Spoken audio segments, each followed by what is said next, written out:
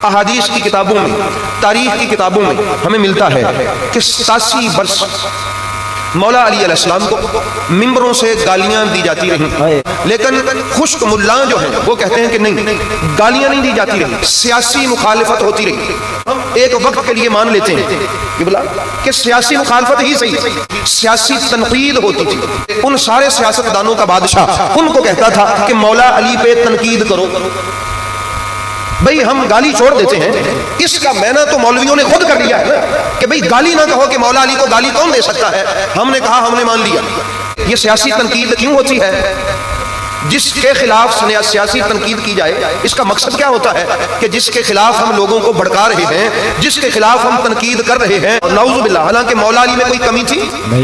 میرے رسول نے فرمایا علی پر اعتراض مجھ پر اعتراض ہے، مگر چلو مانا یہ جرم تم نے خود قبول کیا کہ ہمارے بڑے یہ جرم کرتے رہے کہ مولا علی پر سیاسی تنقید ہوتی رہی۔ یہ سیاسی تنقید ہوتی کیوں ہے؟ اس لیے کہ لوگوں کے دل سے ان کا مقام گر جائے، ان کا دربار ختم ہو جائے، ان کا سلسلہ ختم ہو جائے، ان کے ووٹر سپورٹر ان کا ساتھ چھوڑ دے۔ تو احباب گرامی، پھر میں اللہ سے عرض کرنا چاہتا ہوں کہ مولا اگر تو مجھے یہ طاقت دے تو میں آواز دوں آج ان سلاطین بنو امیہ، ان سلاطین بنو عباس کو کہ جو چاہتے تھے کہ علی کا ڈیرہ بند ہو جائے، جب میں یہ ڈیرے نعرہ حیدری، نعرہ حیدری،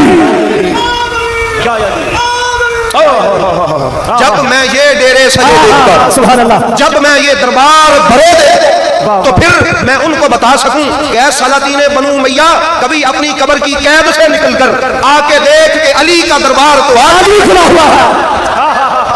واہ واہ واہ واہ واہ واہ واہ واہ، حیدر حیدر حیدر حیدر حیدر، کیا بات ہے! علی ایسا بادشاہ ہے کہ بادشاہ چلے جاتے ہیں، ان کے دربار بند ہو جاتے ہیں، واہ واہ واہ، لیکن وہ ایسا بادشاہ ہے کہ وہ تہے مزار بھی ہے، اس کا دربار پھر بھی سجا ہوا ہے۔ یہ ولایت کس کی ہے؟ علی کی ہے۔ بھئی یزید کا بھی کوئی دربار آپ نے دیکھا کبھی؟ یا یزید کے آباء و اجداد کا بھی کبھی دربار دیکھا کسی نے سجا ہوا؟ کسی میں جرت ہے کہ وہ کہے کہ میں یزید اور بنو امیہ کا دربار سجا کے بیٹھا ہوں؟